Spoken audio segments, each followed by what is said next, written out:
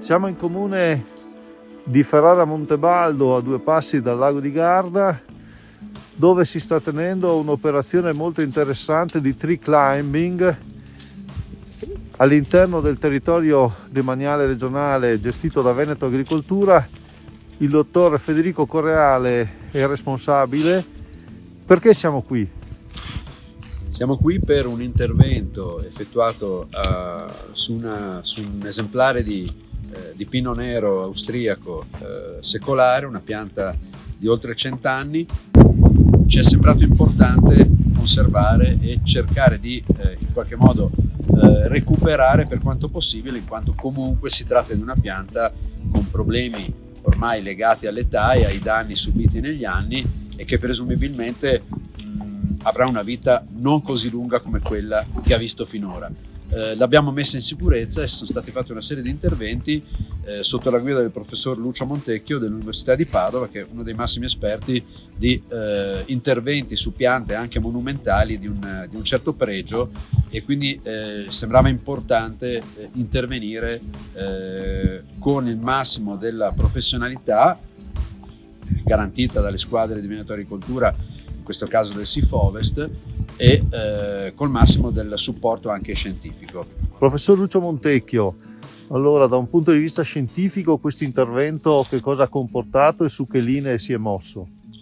Questo intervento si è basato sostanzialmente sulla conservazione di un albero con un valore storico, monumentale e anche affettivo.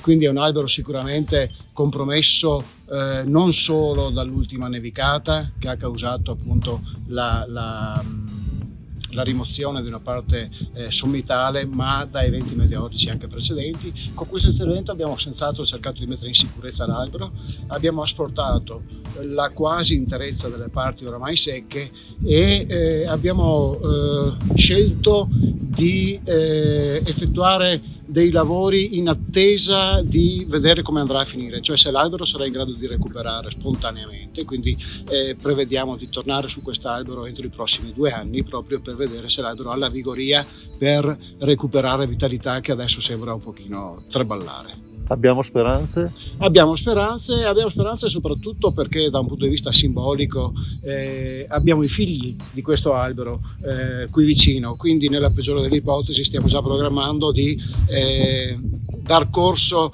alla sostituzione di quest'albero con uno dei pini qui vicini a pochi metri, e quindi comunque mantenere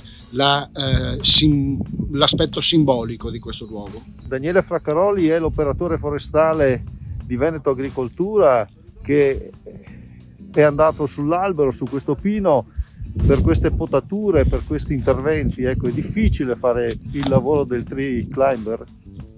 Ma è difficile, bisogna prenderlo con le dovute accortezze.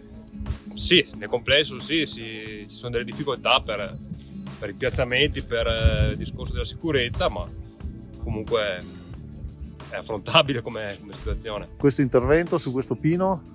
Questo intervento non è stato dei più complicati perché i tagli erano abbastanza vicini al tronco, non siamo saliti più di tanto e per cui non ci sono stati grossi problemi. E come è messo questo pino? A vedere come è messo, insomma, ha avuto dei bei danni, bisognerà avere la pazienza di aspettare, vedere come sviluppa, come diceva il dottore. Però insomma i danni ci sono e importanti.